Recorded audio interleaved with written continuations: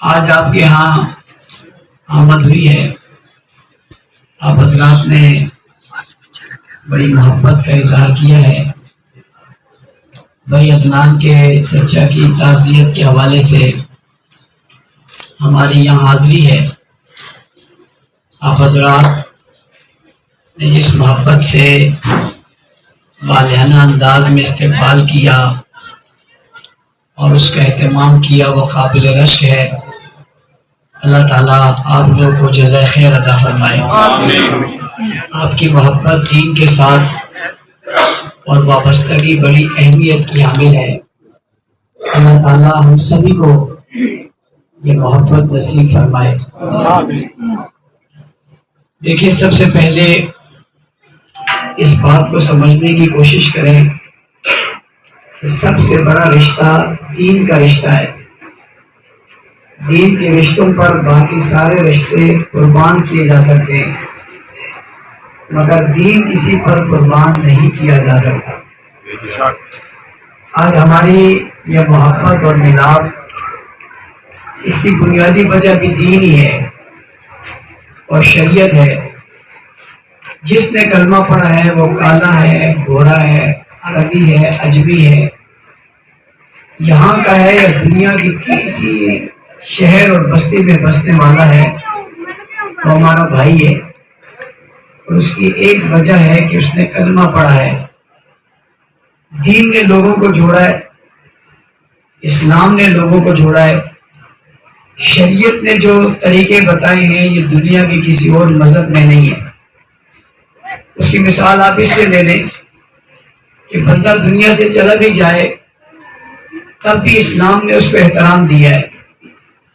مثلا یہ نہیں کہ کسی کی طرح اس کو جلا دیا، کسی کی طرح اس کو پھینک دیا، کسی کی طرح اس کو فراموش کر دیا، بلکہ اس کے لیے اہتمام کیا کہ اسے غسل دیا جائے.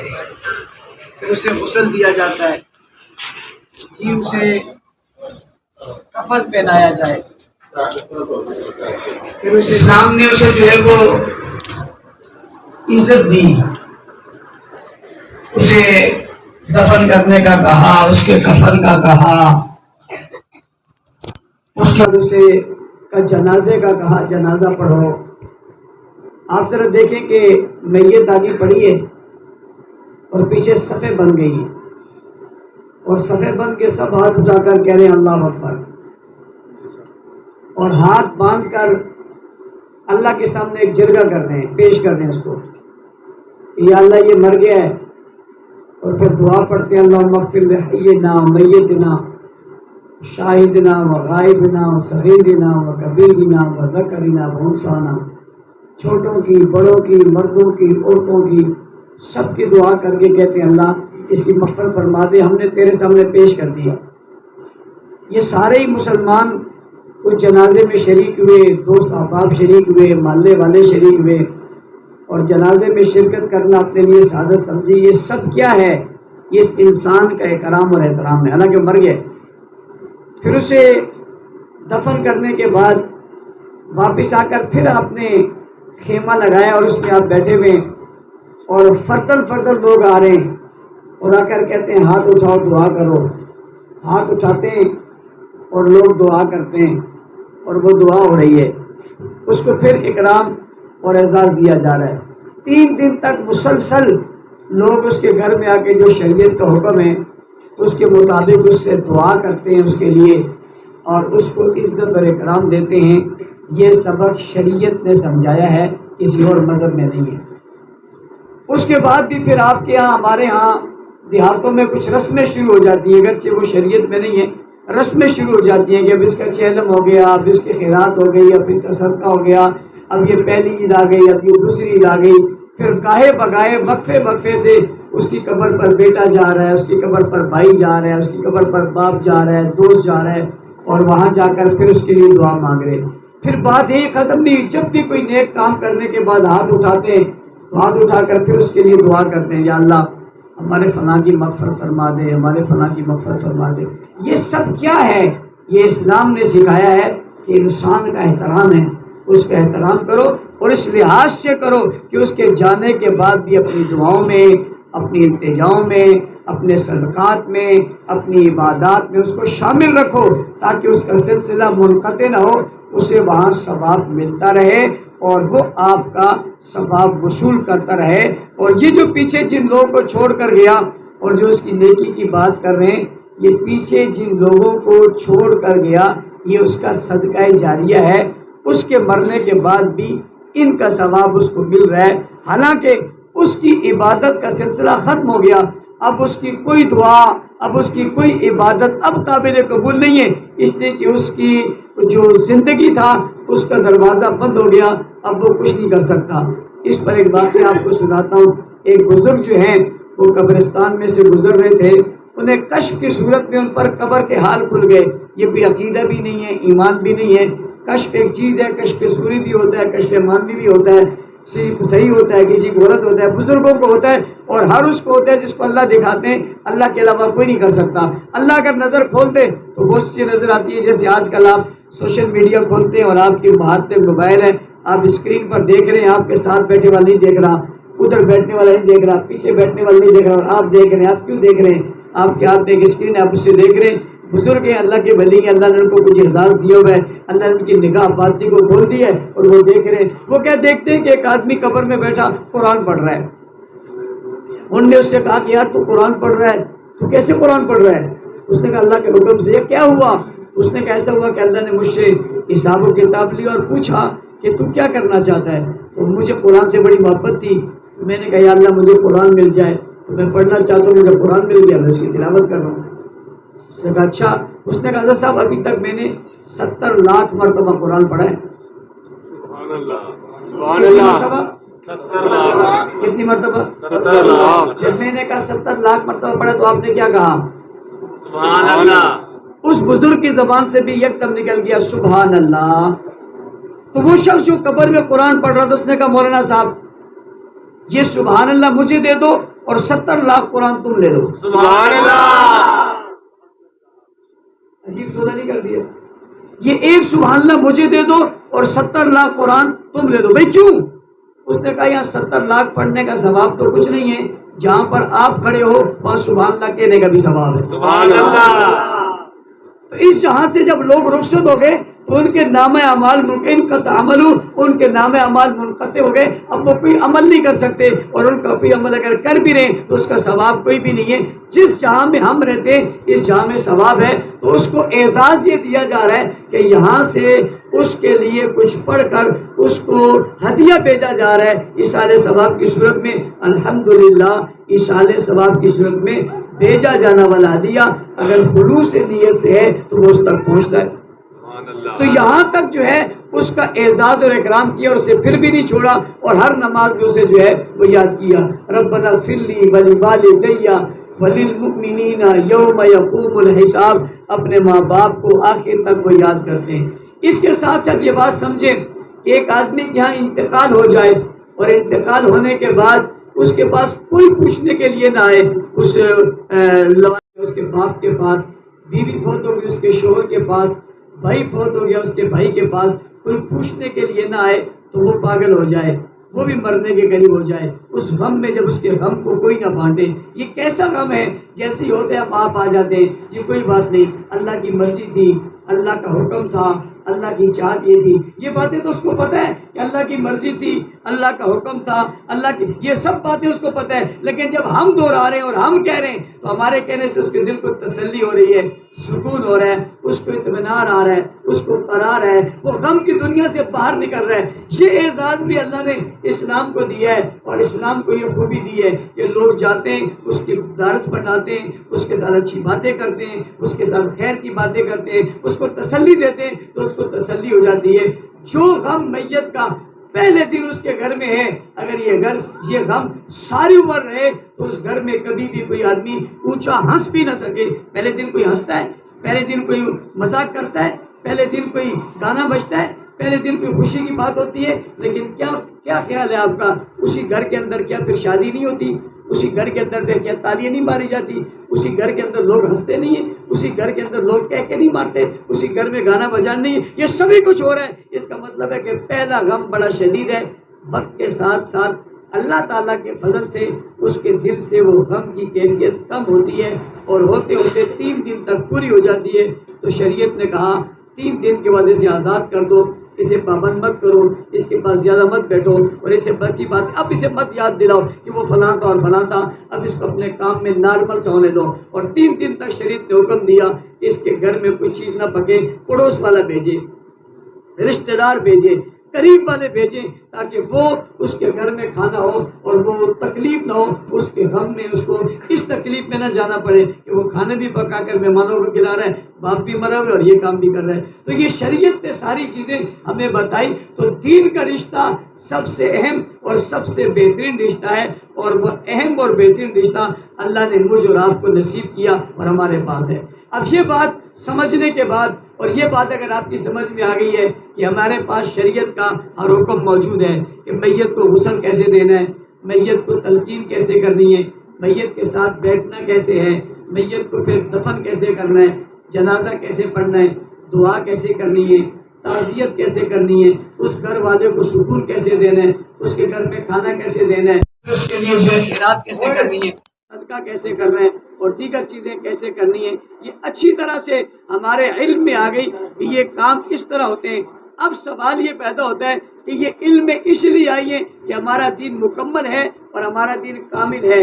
اس نے مرنے کا طریقہ بھی بتایا اور جینے کا طریقہ بھی بتایا، مرنے والے کے ساتھ بھی سلوک بتایا اور زندہ رہنے والے کے ساتھ بھی سلوک بتایا، پڑوسی کا حق بھی بتایا اور ساتھی کا حق بھی بتایا. ان سب کے حقوق اسلام نے ہمیں بتائے، اور وہ سارے کے سارے حقوق اسلام کی وہ ساری کی ساری باتیں آج ہمارے پاس موجود ہیں اور ہمارے پاس ہے. اب سوال یہ پیدا ہوتا ہے کہ یہ ساری باتیں ہمارے پاس کیسے آ گئی؟ نبی کریم صلی اللہ علیہ وسلم نے جب دین کی دعوت دی تو وہ دعوت سننے والے ہم نہیں تھے. جب قرآن اترا تو وہ قرآن کو اترتا دیکھنے والے ہم نہیں تھے. جب قرآن کریم پڑھایا گیا تو پڑھنے والے ہم نہیں تھے.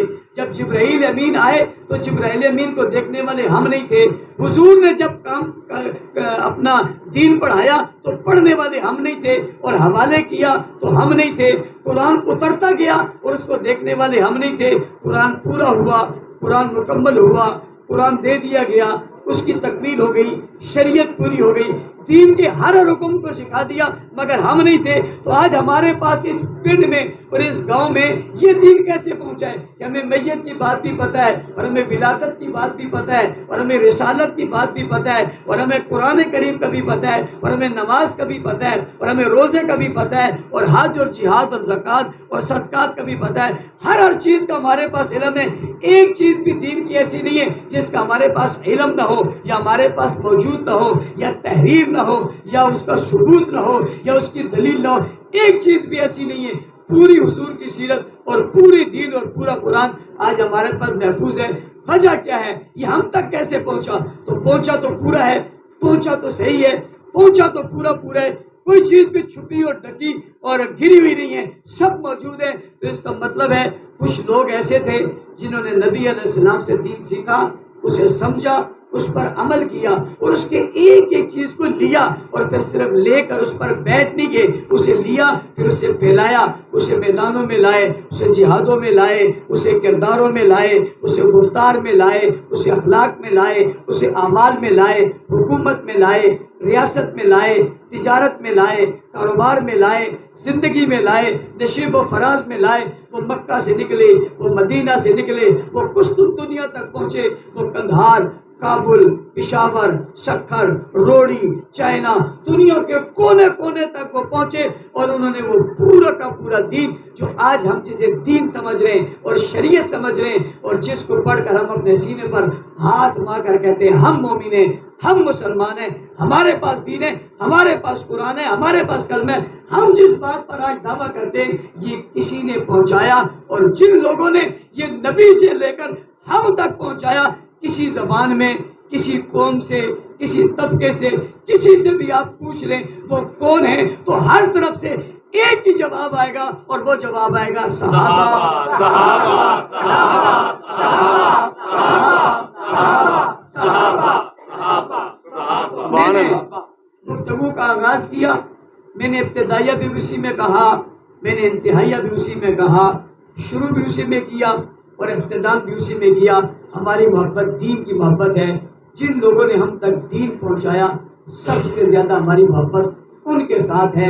ان کے ذریعے سے، ان کی وجہ سے آج ہم مومن ہیں، آج ہم مسلمان ہیں، آج ہم حافظ ہیں، آج ہم قاری ہیں، آج ہم عالم ہیں، آج ہم دائی ہیں، آج ہم مبلغ ہیں، آج ہم خطیب ہیں، آج ہم ادیب ہیں، آج ہم مسلمان ہیں، آج ہم نیکوکار ہیں، شب بیدار ہیں، زندہ دار ہیں، دین کے دائی ہیں، دین کے سمجھنے والے. ان کی وجہ سے ہیں. ان کو درمیان سے نکال دو تو ہم تک شریعت پہنچ سکتی نہیں ہے.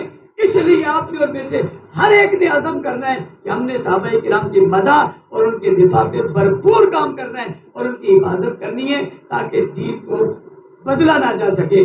اگلی ساتھ سمجھنے کی بات کہ مولانا صاحب یہ کیوں کہتے ہو کہ ان کا دفاع کرنا چاہیے اور ان کی مدح کرنی چاہیے. ان کی مدح تو قرآن نے کر دی ہے، ان کا دفاع تو خود خدا نے کر دیا ہے. ہمیں کیا ضرورت ہے ان کا دفاع کرنے کی؟ وہ تو ایسے مسلمہ حقیقت ہے، وہ تو ایسے مضبوط لوگ ہیں، وہ تو ایسے معتبر لوگ ہیں. ان کے خلاف کون بات کرے گا؟ ان کے تو سارے ساتھ ہیں. تو میں اس لیے کہہ رہا ہوں کہ ایک طبقہ ایسا بھی ہے جو ان کا بھی مخالف ہے اور ان کو برا بھلا کہتے ہیں. نعوذ باللہ ان کو دائرہ اسلام سے خارج کہتے ہیں. نعوذ باللہ ان کو مومن نہیں مانتا. نعوذ باللہ ان کو نبی کا ساتھی نہیں مانتا. نعوذ باللہ قرآن کا منکر مانتا ہے. تو ایک سوال پیدا ہوتا ہے، اگر وہ مومن نہیں ہے تو پھر دنیا میں مومن پیدا کوئی کیسے ہوا ہے؟ یارو جس نے نبی علیہ السلام کے ساتھ بیٹھ کر کلمہ پڑھا وہ مومن نہیں ہوا. جس نے حضور کو کندھوں پر اٹھایا اور غار تک پہنچایا وہ مومن نہ ہوا. جس کو حضور نے ہاتھ اٹھا کر خود مانگا وہ مومن نہ ہوا. جس کو نبی نے اپنی 2 بیٹیاں نکاح میں دی وہ مومن نہ ہوا. جس کو کلمہ حضور نے خود پڑھایا وہ مومن نہ ہوا. تو میں کیسے مومن ہوں اور آپ کیسے مومن ہیں؟ میں کیسے مسلمان ہوں اور آپ کیسے مسلمان ہیں؟ اس لیے ہم نہیں ہو سکتے. ہم تبھی ہوں گے جب انہیں مومن مانیں گے. اس لیے کہ دین کا پورا ڈھانچہ جن کے ہاتھوں سے نکل کر آیا انہیں صحابہ کرام کہتے ہیں. قرآن نے کہا فَإِنْ آمَنُوا بِمِثْلِ مَا آمَنْتُمْ بِهِ فَقَدِ اهْتَدَوْا. ان کی طرح ایمان ہوگا تو قابل قبول ہوگا.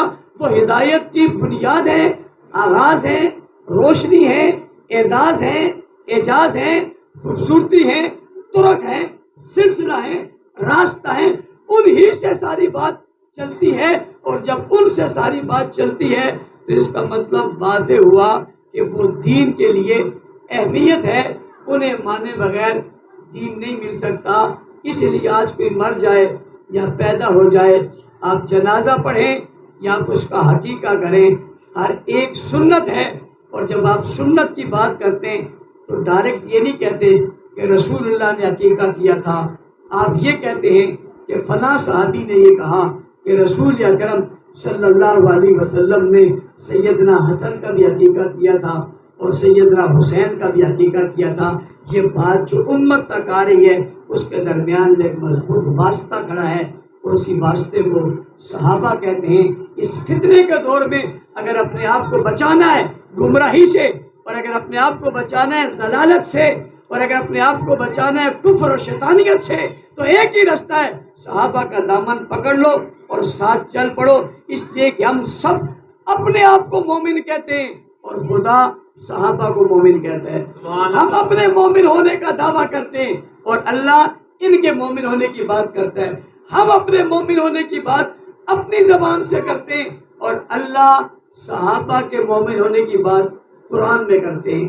اس لیے ہر وہ طبقہ جو صحابہ کرام کی مخالفت کرے، ان کے خلاف بیان دے، ان کے خلاف لفظ کہے، تبرہ کرے، ان کو گالی دے، اس کا اسلام سے تعلق نہیں ہو سکتا. اسلام صحابہ کرام کے ذریعے ملا، ہمیں آج اس کی روشنیاں محسوس ہو رہی ہیں. اس لیے صحابہ ہمارے محسن ہیں، اور محسنوں کا ہمیں دفاع کرنا چاہیے، بھرپور محنت کرنی چاہیے، ذمہ داروں کے ساتھ رابطے میں رہنا چاہیے، اپنے نظم و ضبط کو بڑا برقرار رکھنا چاہیے، خوبصورتی کے ساتھ آگے بڑھنا چاہیے. اس کے ساتھ ساتھ ہمارا ملک پاکستان ہے، پاکستان ہمارا ملک ہے، پاکستان ہمارا وطن ہے، پاکستان ہمارا صاحبان ہے، پاکستان ہمارا سایہ ہے، پاکستان ہماری دھرتی ہے، پاکستان ہمارا خطہ ہے. یہ اسلام کے نام پر بنا، لا الہ الا اللہ کی بنیاد پر بنا. ہمارے بزرگوں نے اس ملک کو حاصل کیا، ہمارے بزرگوں نے اس ملک کو لیا. یہ ملک ایک نعمت ہے. قرآن نے کہا وَإِن تَعُدُّوا نِعْمَتَ اللَّهِ لَا تُحْصُوهَا، تم پر اتنی نعمتیں تم گن نہیں سکتے، اس میں سے پاکستان بھی ہے. فَبِأَيِّ آلَاءِ رَبِّكُمَا تُكَذِّبَانِ، تم اللہ کی کون کون سی نعمتوں کو جھٹلاؤ گے؟ ان نعمتوں میں سے پاکستان بھی ہے. اللہ نے جتنی ہمیں جو ہے رحمتوں کا نزول کیا، اس میں سے ایک رحمت پاکستان بھی ہے. یہ 27 رمضان کو ہمیں ملا ہے، اور 27 رمضان کو ہمیں قرآن ملا ہے. ہمیں قرآن بھی 27 رمضان کو ملا، ہمیں پاکستان بھی 27 رمضان کو ملا. اس کی قدر کرو. کچھ لوگ اس ملک میں افراتفری پھیلا رہے ہیں، انتشار پھیلا رہے ہیں، فوج کی مخالفت کر کے، اداروں کی مخالفت کر کے ملک کو کمزور کرنا چاہتے ہیں. صحابہ کے سپاہی پاکستان کی حفاظت کرنے کے لیے فوج کی مخالفت بھی نہیں کر رہے، ریاست کی مخالفت بھی نہیں کر رہے، بلکہ ان کی حمایت میں ان کے ساتھ پاکستان کی بقا کے لیے کھڑے. پاکستان ہے تو ہم ہیں، پاکستان ہے تو ہماری مساجد ہیں، پاکستان ہے تو ہمارے مدارس ہیں، پاکستان ہے تو ہم گفتگو کر رہے ہیں، پاکستان ہے تو ہم بیانیاں دے رہے ہیں، پاکستان ہے تو کوئی منسٹر ہے، پاکستان ہے تو کوئی وزیر ہے، پاکستان ہے تو کوئی لیڈر ہے.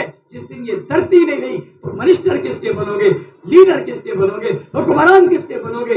اس لیے اس ملک کی قدر کرو، اس کی اہمیت کو سمجھو، اس کے وقار کو سمجھو، اور اس کو سمجھ کر پاکستان کی سالمیت کے لیے، استحکام کے لیے آگے چلو. اس ملک سے کرپشن کے خاتمے کے لیے، بدعنوانی کے خاتمے کے لیے، فرقہ واریت کے خاتمے کے لیے، معاشرے کے اس ناصوروں کے خلاف اٹھ کھڑے ہو. ایک قوم بن کر، اتحاد کی مثال بن کر، اتحاد کا نشان بن کر آگے آؤ. ایک وقت تھا جب پاکستان کو، ایک وقت تھا جب قوم کو ایک پاکستان کی ضرورت تھی، اور اب وقت ہے پاکستان کو ایک قوم کی ضرورت ہے.